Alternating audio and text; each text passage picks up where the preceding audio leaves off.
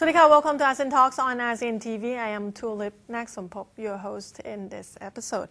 The world is facing a worsening youth employment crisis. Young people are 3 times more likely to be unemployed, and the over 75 million youth worldwide are looking for work as we are speaking. So that's the reason why today in ASEAN Talks we will discuss the youth employment. And today we have our guest, Mr. Matthew Konyak, the specialist on youth employment of ILO Regional Office for Asia and the Pacific, and also Ms. Atithya Jirapanasom, sophomore at Chulalongkorn University. And we will talk a little bit why she is sitting here with us, and we're going to talk about youth employment today. Swadika. First of all, thank you very much to come on the show, and we're going to discuss about youth employment. I guess most of the time when we hear the word youth employment or when somebody mentions it, most people are not really aware how serious of the problem we are talking about. So how serious it is right now? Well, right now the problem is serious for 75 million people throughout the world. It's a very serious problem. In Asia, it reached youth unemployment is 14% roughly. In Southeast Asia and the Pacific, it's a little bit less, around almost 10% in South Asia. It's about 9% in East Asia. It's a very serious problem because the young people who are today trying to find jobs in the midst of the worst economic crisis cannot seem to find those jobs. And they need to have access to skills, to education, but also they need to enter into a serious dialogue and better communication with the employers. And as we see it, the young people typically tend to be the last in, meaning the last hired in times of economic growth. Right. But unfortunately, they're also the first out or the first fired when things don't go very well, as is the case now with the multiplicity of crises that we're going through. Okay. And having said that, talking about the percentage of the unemployment youth, more or less percentage, what is that reflects for each country? Oh, I guess it's probably reflect other kind of aspect of problems in those countries. Well, yes, like I said, it's around, here we are on ASEAN TV, so in the ASEAN it's roughly, youth unemployment is roughly 14%. If we still talk about numbers, we see that more than half of all the people unemployed are young people in this region. So it's vast, it's very wide. We're talking about, I think in the region, something like 7 million young people unemployed. But we have to go beyond the figures and beyond the statistics. Because if we only did that, then we would think that we are doing well in this region if we compared it to some countries in Europe like Spain, which has almost a 50% youth unemployment rate, or Great Britain at roughly 22 or 23%.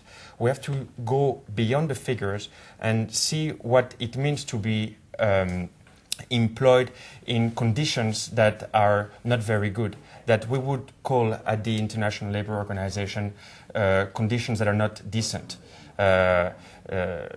conditions of working poverty, for example, of working in the informal sector. And today, of all the working poor throughout the world, and it is very much true in this region, 24% of all the working poor are young people. Oh, and I guess that will create a lot of consequences, being unemployed, or I would say underpaid, underemployed. Possible of underpaid, underemployed. Before we go to that details, let me ask you a little bit, Ms. Atithya. You're a sophomore at Chulalongkorn University, major in economic. Hearing the number that Mr. Matthew just mentioned, how well aware are you and your friends of these issues? I know your full-time job is study, but of course, when you graduated, looking for a job will be the full-time job of you graduated. So how well aware are you and your friends on these issues? At first, I was, before coming to this show, I was like, Yeah, of course, I'm going to find job definitely. But apparently, like what Mr. Matthew has just said, I was so surprised by the number of youth being unemployed, and it's kind of shocked me because I was not really aware of what's happening. I thought it's gonna be, yeah, after I graduate I'll find a job eventually within like 6 months and so on. So yeah, the numbers actually shocked me. But you also do some research about the youth discrimination in labor force in Singapore. Yes. Can I ask you why you pick Singapore? Because I've been to Singapore for my high school for 4 years there, so I know roughly about the society and the education as well as labor force there. So yeah, that's inspired me to do in the Singapore case. So you will be graduated just, I would say, only a year before 2015, right? Yes. So only a year before all this free flow of labor and ASEAN community become one as they speak. If I ask you how, well, it's going to sound redundant as a question, but I just wonder how much society, the family, the friends, the schools, how much information they're giving you guys about this, how much they're preparing you for this. Let me compare the case for Singapore and Thailand because I've been, educated for both kind of education system. Apparently, in Thai society, we have not yet prepared to learn like different cultures in the ASEAN community as well as English, which is very, very important language for communication. True. In all sorts of sectors, no matter what career you work, right? But in Singapore, we really focus to be able to live harmoniously with different culture. As for example, Chinese, Indians, and Malays, we need to be able to know exactly the differences and be able to cope. And Singapore actually speak English as a main language in the education sector as well as the career and government officials as well. So yeah, there are big differences in these two countries. Yeah. Mr. Matthew, as the specialist, especially for Asian Pacific region, and ASEAN is comprised of right now 10 state members, and Timor is probably going to be number 11. Is the difference between culture and language and religion would also affect the employment rate of new graduated or employment rate in general? Well, will it affect it? I think certainly so. Will it affect it positively? Yes, as well. We should not look at this as a key challenge. What we, I think, have to look at more precisely is the level of skills that the young people will have acquired in every one of those countries so that they can make their countries even more competitive than they are today, or be in a better, let's say, more marketable position to move on and share the experience and their education overseas or to other countries. And I think that for that, coming back to the point that Pink was mentioning when she said that she did not realize really the extent of the importance of youth employment, one of the key problems that we see today is that there is a very long time, a long duration from the moment that young people graduate, when they have a chance to pursue university studies or vocational training studies, and the moment that they find a job. And why is that so? Because they do not necessarily have had enough exposure to the world of work. And so one thing that is certainly important is that education comes also with a practical training, experience through, for example, apprenticeship program, training programs, situations in which, and this has been, I think, one of the key success of Singapore, basically following the model of Germany of dual apprenticeship program. You study in a classroom context for 70% of your time and 30% of your time in a practical context, for example. So you would say Education Institute will be one of the key player to really improve the situation? I think that it's absolutely a key player among others, of course. Here I refer to the vocational training education, which, by the way, should not be seen as the career of last choice because you have failed in your universities, you go into vocational training. It shouldn't be this way. It's another success of Singapore, by the way. It is to have promoted the value of work that those vocational training programs can give you. But I also want to emphasize on the education at the primary and the secondary level. Basic literacy skills, basic numeracy skills. At the rate that that we are going, by 2015 there will be still 14 million people, young people who will not have achieved the right primary education. Ooh, that's a big number. That's a big number. And that's gonna be big consequences later, because those young people want to grow up and be the next phase of the region. Anyway, we're going to take a short break. We'll come back and talk more about this issue and the consequences of being young, unemployed for a number of years, what's going to happen to you later, and what we can do to improve the situation. Stay tuned.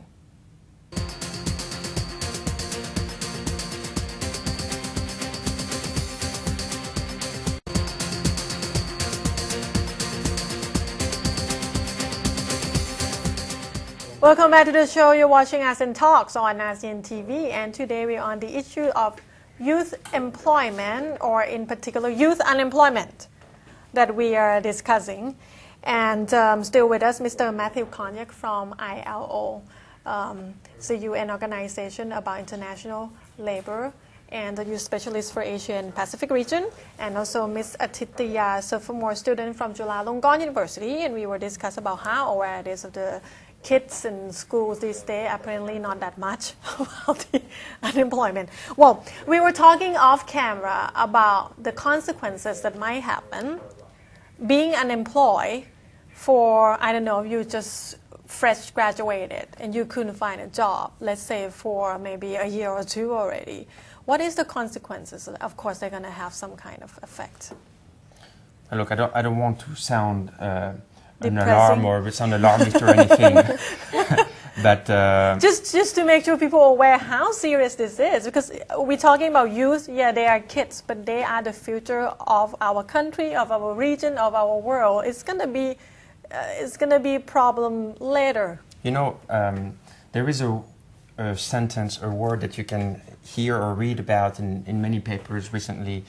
I don't know if I like to employ it too often, but it's called the lost generation. Yes, I was going to ask you that, the lost generation.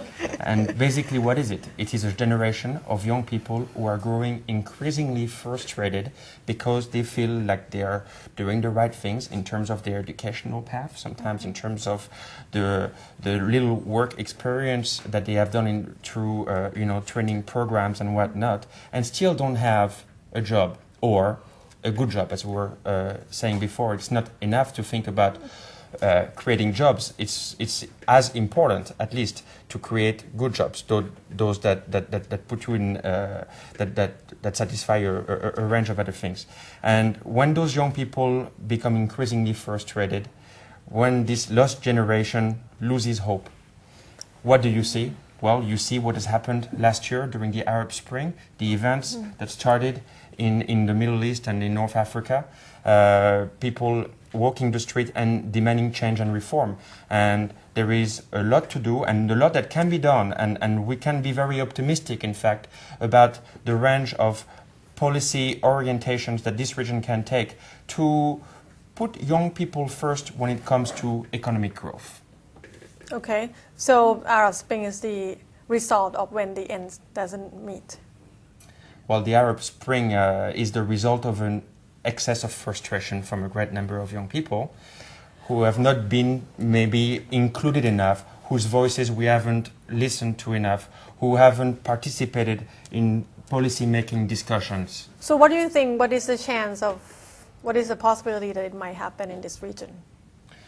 I don't want to speculate, and I'm very optimistic that okay. It is. Optimistic is a good thing. Yeah. No, optimistic is a very good thing to have. I don't see it happening anytime very soon, because what I see in this region is an extraordinary commitment from local officials and from heads of states to do something about youth employment once and for all. And this is why, for example, last year at the International Labour Conference, the president of Indonesia, Mr. Yudhoyono, came and made a brilliant speech, at the end of which he called for a global coalition for youth employment. And now we can say that many countries in the ASEAN are actively working on the development of youth employment action plans, youth employment strategies, and developing those strategies and those action plans. They are doing what they are right to do, which is involving the young people. Mr. Matthew, how long you have been working on these issues? Of youth employment, several years. So what can be the obvious indicator if you see any improvement or downfall of the issues? What can be, as me, I'm not a specialist, if I'm reading the news about some certain issues, what can be the indicator that can be alarming for me as the common people? Oh, alarming. Yes. That I will finally make me realize that this is getting really serious. Well, I think that you already have received a strong message and the message of the seriousness after what you have seen on television last year from the Middle East. I think that when... Then they must have some warning before those things happens, right? Some kind of numbers, statistic. Well, yes, the statistics, but once again, the statistics only tell you a part of the story.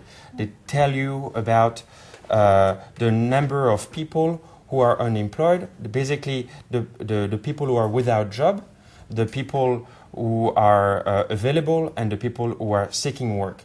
But there is, in this region, and this is really the characteristic of this region, if you were to compare it to others in the world, an enormous number of people who live in rural areas, who only work 1 hour per week, and therefore they are classified as employed and not as unemployed, and work in rural areas, and also who work in conditions where they have very little opportunities to engage into discussions, negotiations, or bargaining with their employers, where also they are a victim of how can I say, I mean, the topic of your study in Singapore. Discrimination. Discrimination. Yeah. Right.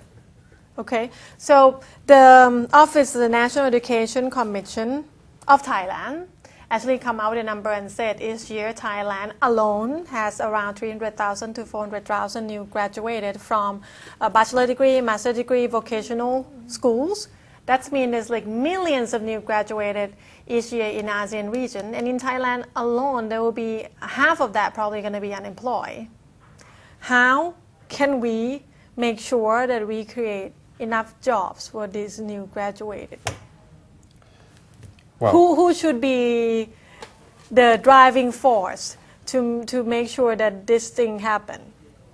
I think it's happening at several levels. It's happening at the education level, and in that case we have to think long term. We cannot think 2015 only, but we have to think about creating the right opportunities for teachers from the primary school. We have to think about vocational training centers that are training students on skills that are actually needed out there, because as you know, we hear a lot about the famous skills mismatch, people being trained on skills that do not correspond to jobs that are available out there.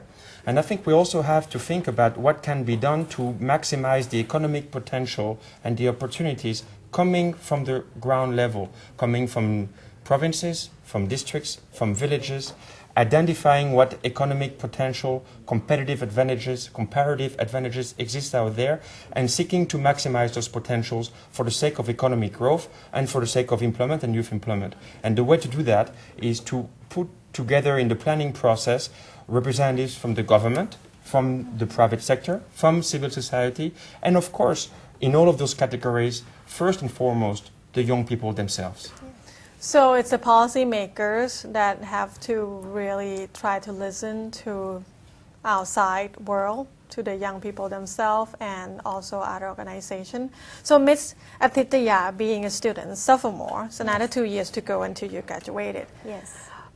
I was student once, so I can tell that I know I wasn't ready when I was in year two. What do you wish to see in help and support from any organization that you think will help you prepare for this? Let me speak as a general audience for the general youth in Thailand itself.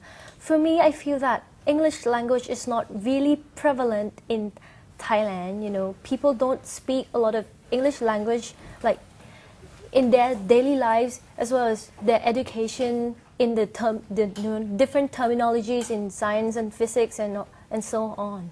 So I wish that, you know, there are certain organizations from certain government agencies to really promote this value, English education, into the society, as well as will be much better if, you know, in the primary level of our education, if we can put in more knowledge about other ASEAN countries, to be aware of other countries as well.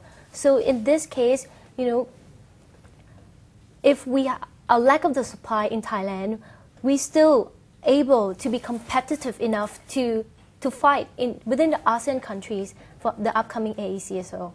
Okay, so being a youth yourself, what role you want to encourage other youth to play in addressing this issue?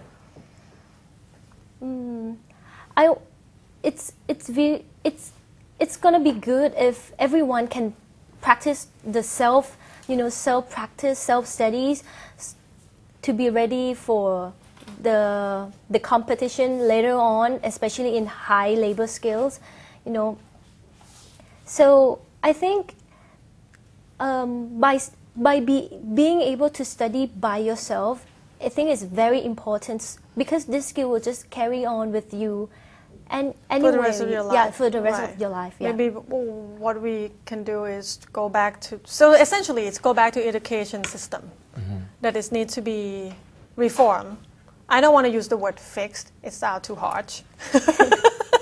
It's going back to education system and policy maker. It's essentially need some changes. And come back to ILO.